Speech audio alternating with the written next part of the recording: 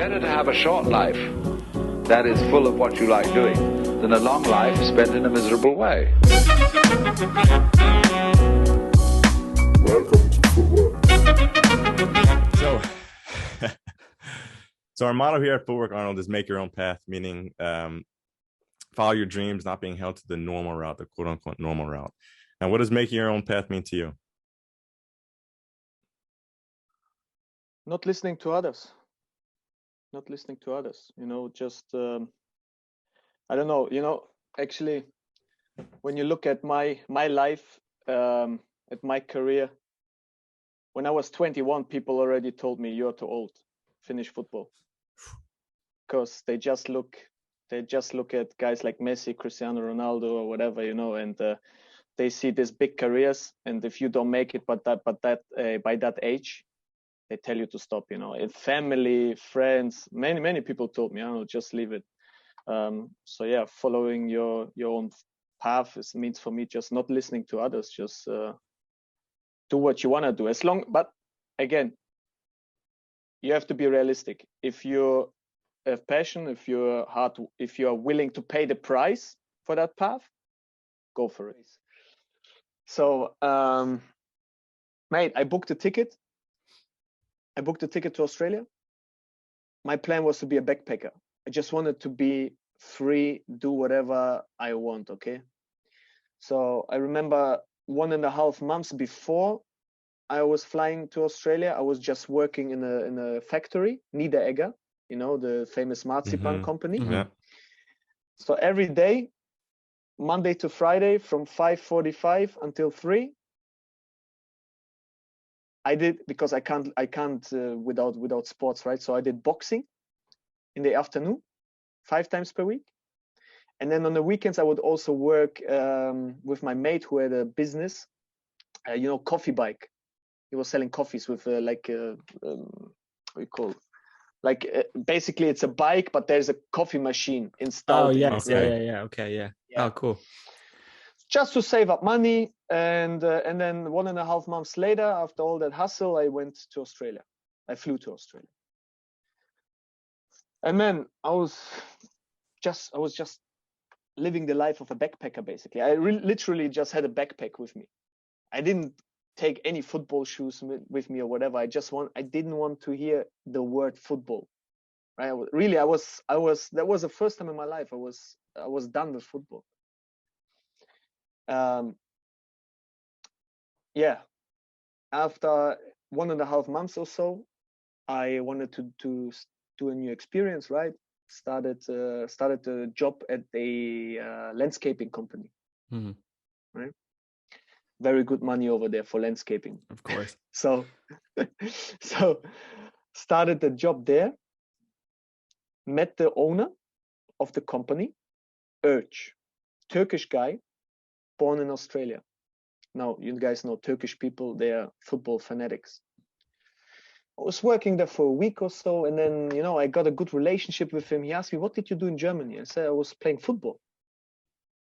And he was like, yeah, show me a video. So I sent him my highlight clip from the times in VfB Lübeck, and he was like, man, you are decent. Why don't you play football here? So I don't know. I didn't come to Australia to play football. And he was like, okay, let me do something. So, okay. Urch, best guy ever. Best guy ever. Very inspirational. Shout out to Urch.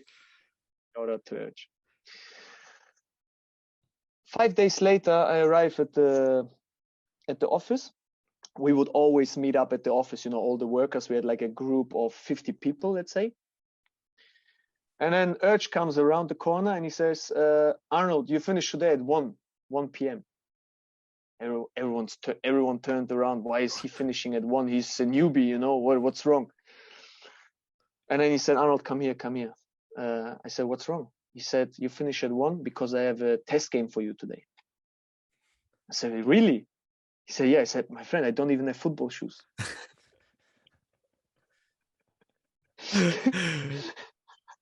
He said, okay, you'll get yourself football shoes and you get to that game. It was not the highest level in Australia, right? But he wanted to see me in a game. Mm-hmm. And he sent someone there to have a look at me as well. Mhm. So man, I finished work at 1. I bought myself some football shoes.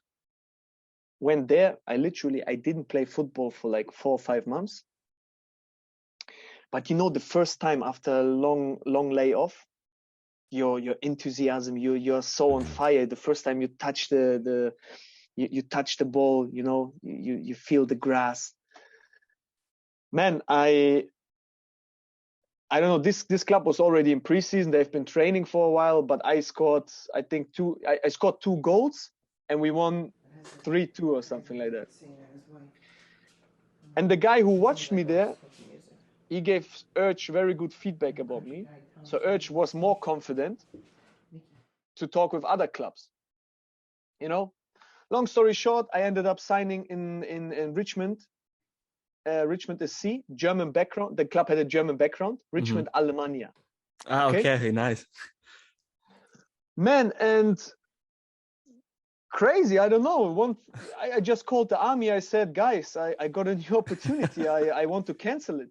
And this guy, he was so cool. You know, he said, man, to be honest, I would also go for it. If the guy from the army, he said, you can always join the army later. You know, just do it and call us when you're back in Germany. Mm-hmm. And you know, from initially, I had a return ticket already. After 4 months, I was supposed to go back, right? And I just canceled everything, stayed in Australia, and now I'm not living. Now I'm away from home for like 4 years already. Imagine, I started from this.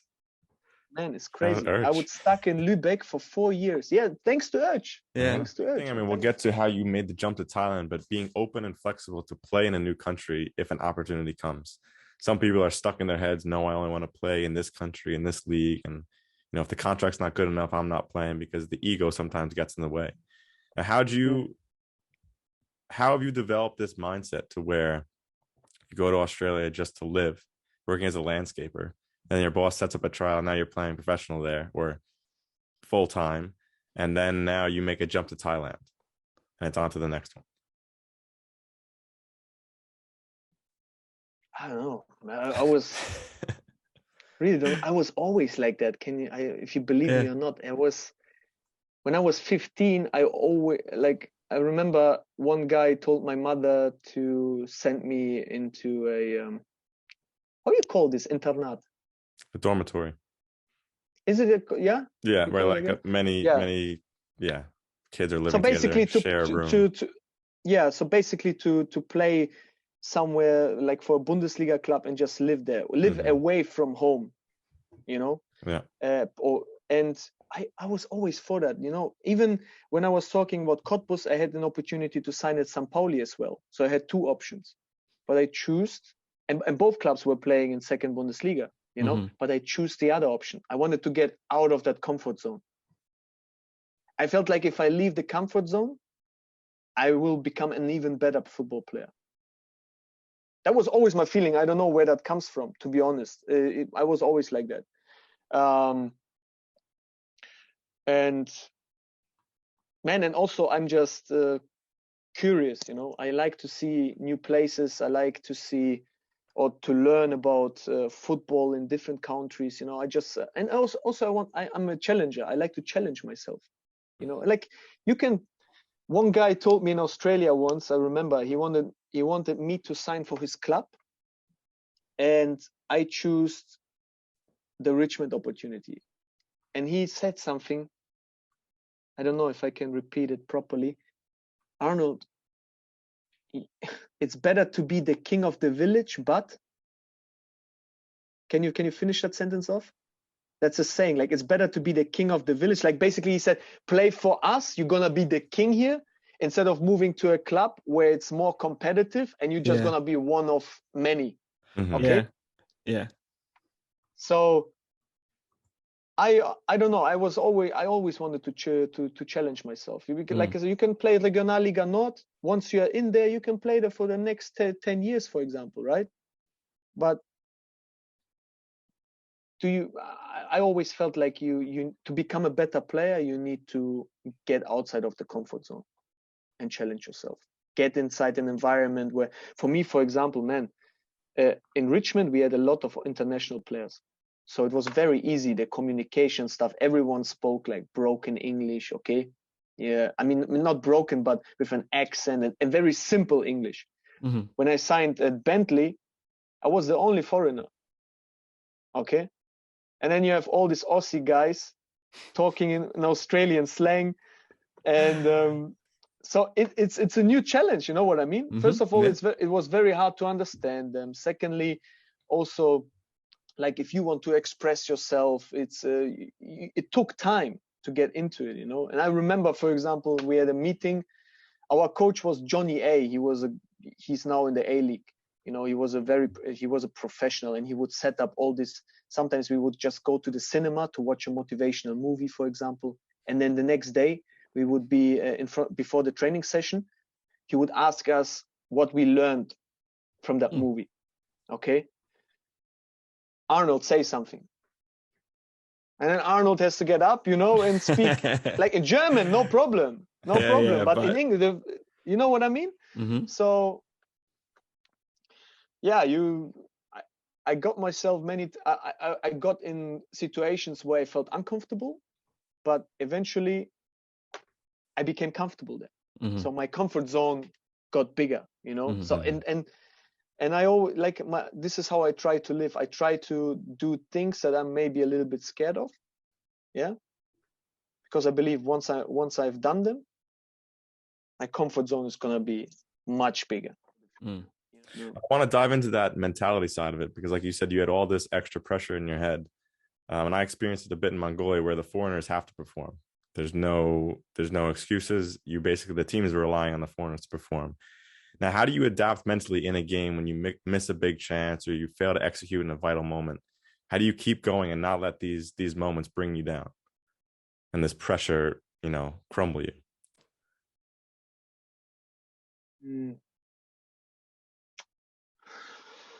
I don't know. I don't know how to describe it. Because in Udon, actually, I was lucky. I had a very good start, and I never really dropped my performance. You know, I remember I was struggling a little bit at North Bangkok when I signed in this Thai Division 3 club. You know, they had very high expectations back then, and I signed that preseason, so we had many test games, a lot of training, and sometimes you know the coach there, he was just crazy about fitness, so there was so much running involved, and I, like I said, I don't mind hard work, but it was just too much. It was always overload, so my performances were always like sometimes good, sometimes bad, you know, nothing special, let's put it that way. And then there were a couple games where I didn't score, and I remember even the coach was looking differently at you when you arrive. You know, the way they shake your hand, the way they look at you just changes. Then the players, the young players, they also start to not disrespect you, but you can see they don't have as much respect as in the beginning. Then you score a goal, everything More okay. comes. Yeah. Then you have a couple. Then again, the next week, the next game, you don't score, and you could see, and there it was extreme, because sometimes he would even mention that I'm the highest paid player Wow. in the changing room in front of everyone. Wow. You know, and I remember after that, the next training session, I told him, man, we have to talk. You cannot do that. My contract is nothing. Is like, this is my privacy. This is what I negotiated with the club. You don't have to speak about anything, about any numbers or whatever with the players. What do you expect now? You know what I mean? Because there are some players, also the other foreigners. You know what I mean? One of the guys played there for 3 years, and now Arnold is coming along, is earning more money than me. Yeah. How is he feeling? You know, Can create problems, of course. Yes, but I just, man, every time I was struggling. Actually, there was a time at Udon, I remember 5 games in a row I didn't score, I didn't make an assist, and we lost. That was the first half. You know, when I signed there, I mean, when we almost got relegated, and there was a lot of pressure from outside. I just went back to the basics. You know, I just started to do the extra work. I just started to do simple exercises. Let's say someone would just pass me the ball and I would shoot from 5 to 6 meters and put the ball inside the net, just to get that feeling of scoring again, you know, just easy drills where you score, where you get that confidence back. And I find myself, like every time I'm struggling with something, I just go back to work. I just do what I'm not good at the moment. And that's where I believe you get your confidence then, you know.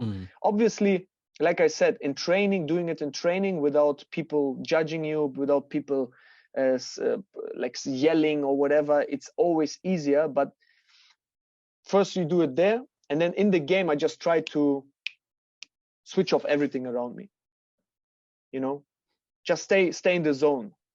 I started to meditate. Actually, one thing maybe, I started to meditate before the games. Every time you walk on the field in Thailand, they play the national anthem of Thailand.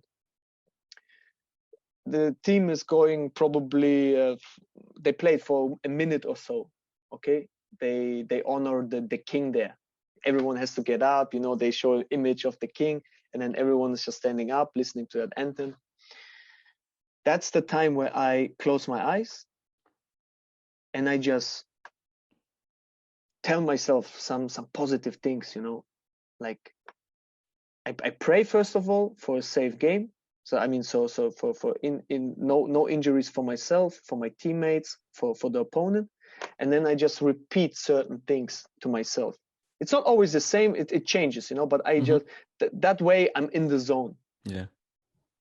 When I started to do that, I don't know. I felt like what was the noise that was coming from outside, it couldn't affect me anymore. But one moment that I can't forget is when I subbed myself on at Lübeck. You subbed yourself on. Should I explain that? Yeah, please. That was with the coach who, like I told you, he preferred other players and other players, in front of me. I remember we played St. Pauli, the reserves. And I was so good and so fit the weeks before. Every training and even in the games when he put me on, I was performing. I was expecting to play that game, and he just put me on the bench again. 2-0 halftime for St. Pauli. We don't stand a chance. And I'm saying did you play with Marcello Maia? No, he left when I came. Marcello, a couple other boys, they've been warming up with me. I said, if he doesn't sub me on until minutes 75, I'm going to go there and going to tell him to put me on the field. And they were all like, you're bullshitting. You're not going to do it. But I felt, one of those days where you feel when you come on, you're going to change the game. So 75 minutes played, 2-0 still. They are very close to score the third one. I run to the bench. I take my sweater off. And I tap the coach on the shoulder. He turns around. He said, what's wrong? I said, put me on the field. I'm going to change that game. He was like, he just turned away again. I said, coach, put me on the field. I'm going to change that game. True story. You can ask the people who've been involved there. He turns around, for who? I said, put me as a striker. I'm going to score. We're going to draw or win that game. He turns around. He ignores me for like 1 minute. I just keep warming up and I don't move. I stand next to him. He said, okay. He turns around. He says, okay. I come on.